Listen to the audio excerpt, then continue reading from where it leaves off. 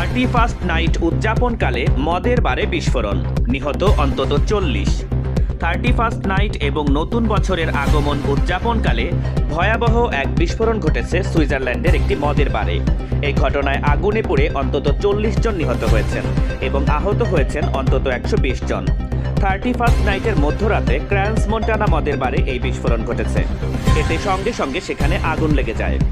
Swiss সংবাদ মাধ্যম daily bleak এক চিকিৎসকের বরাতে জানিয়েছে নিহতের সংখ্যা কয়েক ডজন হতে পারে। আঞ্চলিক সংবাদ মাধ্যম ডেইলি লে নোভেলিস্টে অবশ্য 40 জন নিহতের কথা জানিয়েছে। একটি সূত্র সংবাদ মাধ্যমকে বলেছে, হতাহতের সংখ্যা অনেক বেশি, এতে প্রায় 40 জন নিহত এবং 120 জন আহত হয়েছে। তবে কিভাবে এবং কিসে এই বিস্ফোরণ ঘটল এবং কিভাবে আগুন লাগলো সেটি এখনো জানা যায়নি। এই ঘটনার পর ক্র্যান্স মন্টানায় নো ফ্লাই জোন ঘোষণা করা হয়েছে। সুইস সংবাদ মাধ্যমগুলো জানিয়েছে দুর্ঘটনার সময় মদের দোকানে কনসার্ট চলছিল। দুর্ঘটনার সময় মদের বারটিতে কনসার্ট চলছিল। সেখানে আতশবাজি সদৃশ পাইরোটেক্সনিক্স ব্যবহার করা হয়েছিল। সেখান থেকে আগুনের সূত্রপাত হয়ে থাকতে পারে।